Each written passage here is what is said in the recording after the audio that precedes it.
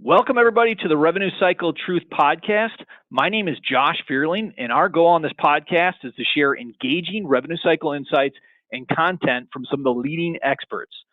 So today I'm excited because we're going to be talking about patient access optimization and its role, patient's access role on the revenue cycle, which is huge. I'm joined with Sergio Quiej, and Sergio is a revenue cycle expert with over 15 years experience and works at one of the leading health systems in the country.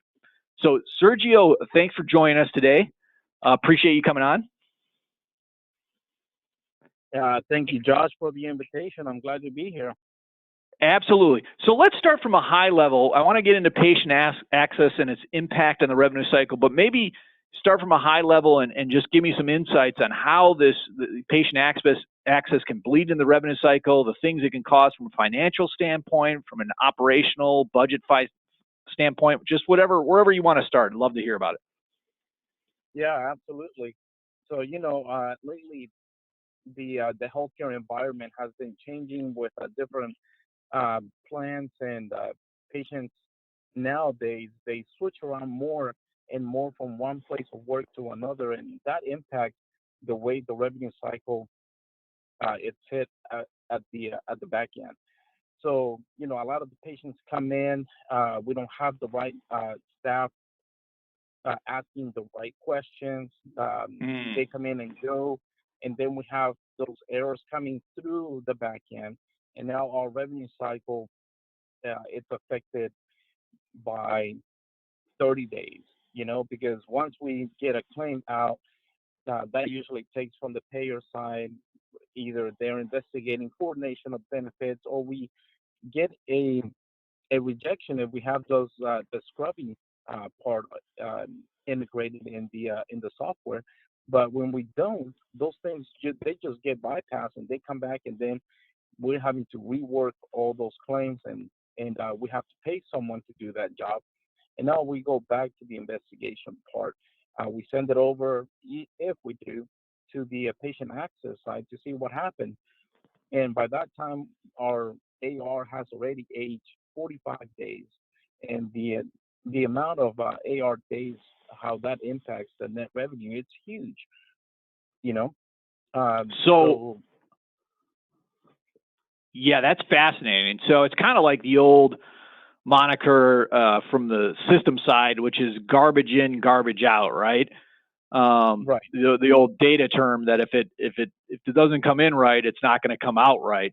And you're starting to see that at the patient access side. So do you see it more as a resource issue, or is it a process issue, or is it a technology issue, or is it kind of all the above? So every one of those aspects that you mentioned, they play a role in it. Because if we don't have the right software, we can have the best software in the world, but if it's not communicating to the right people correctly, then we have a flaw in the system that now gives provides frustration to the person that's trying to work it and trying to get the resolution. And then by the time we get there, we're already frustrated. My supervisor, my boss is getting onto us. We need to get these claims out, so we go ahead and resolve it. So the person that initially made the mistake doesn't even get a chance to review these things because we just want to get the stuff out.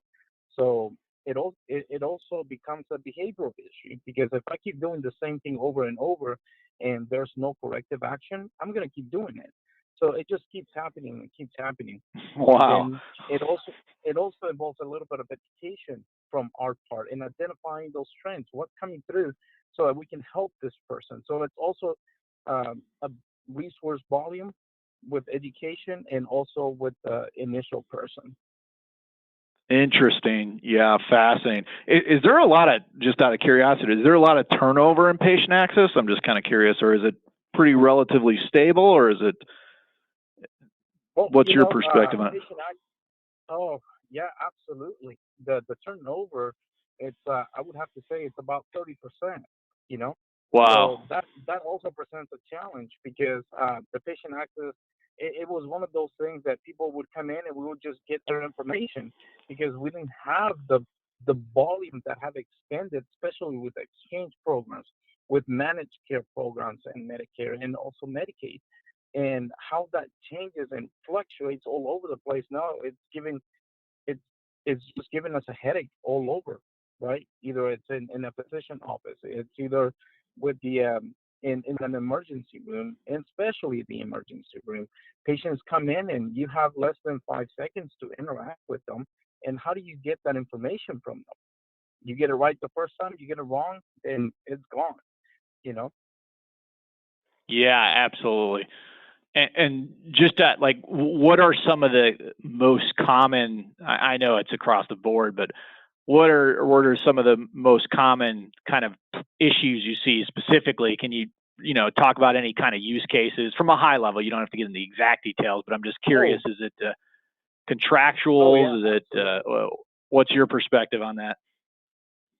So the most common issues that come through patient access or incorrect dates of birth, demographic information. We don't validate the information that the patient has, and that patient probably moved or probably changed marital status or just little things like that that affect on how their insurance it's allocated with their HR department. If they're Mm, marrying and if suddenly it's not a subscriber, it's a dependent, and so they're a little bit of variables. So it could be an ID issue, it could be a demographic issue, it could be a name issue that causes that rejection from the payer to the hospital or to the healthcare.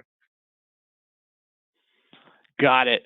So I guess when you're optimizing this, so you're looking at are you looking at it all the way through to the actual back end of the revenue cycle to where it could be denied or where something can happen there? I mean, are you looking at every interval and every process flow and everything that happens through the entire thing, or is it really just kind of focusing on a lot of the front end as well? Actually, that's a very interesting question. It is you have to tackle all of it because for instance, a patient might present a different card and that patient suddenly gets admitted from the ER and it's now inpatient, and now we call that particular insurance card that the patient provided or that we understood that the patient had the benefit for, and now we get an authorization for that inpatient stay. But then once the payer gets the claim, now the payers say, no, no, no, no, this patient didn't have this plan. This patient had a different plan, and suddenly that facility is suffering from that authorization denial, and that becomes a challenge because that is revenue that's completely lost. You can't get a retro off. Most of these payers are putting boundaries that they're not going to Mm, retro off anything. So we do have to go to okay, what are my top five trends of denials that are caused due by patient access, and let's go ahead and mm. tackle them. So from that's the macro view, and then from there we're gonna identify okay, what are the best things that I can go ahead right now and get it fixed right away, so that we stop the bleed in the financial aspect. Because if we're going 1% over gross revenue and denials, we have an issue. And if we're also going 5% over the net revenue, then we have to put thresholds that identify and gives us a red flag that this issue needs to be identified and fixed right away, or we're going to have a terrible fiscal year, right? So, Fascinating. Yeah, it's so impactful, the patient access portion of it.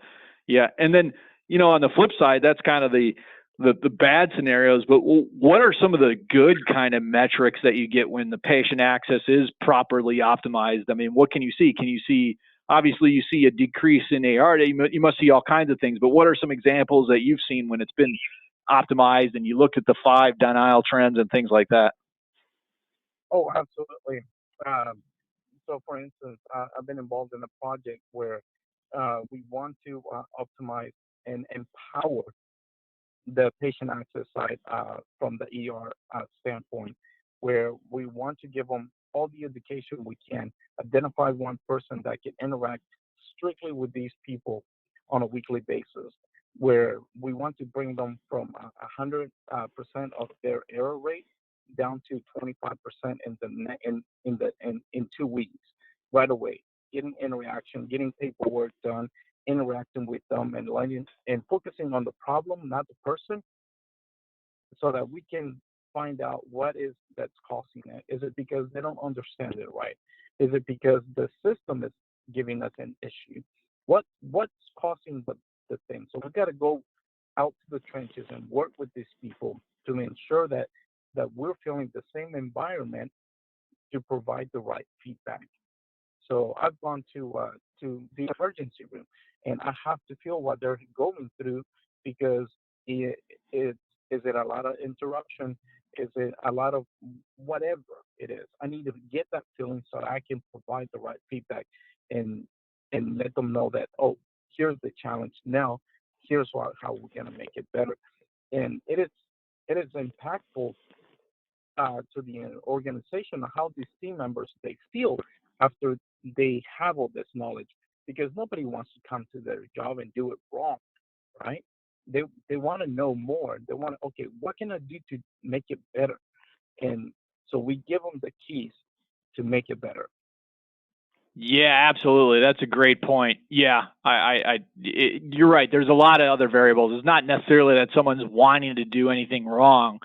There could be other circumstances, beyond even their control in certain situations, or things they could get under control, but it's just the difficulty of the job kind of weighs that down. So no, this is great stuff, Sergio. I'd like to get in, go a lot deeper on this topic because I think it's a very interesting topic. But maybe we'll end there from a high level, and then certainly kind of follow up on some of these conversations going forward. But thanks a lot, Sergio. Really appreciate it, and thanks for taking part in this, man. Oh, absolutely. Thank you for the invite.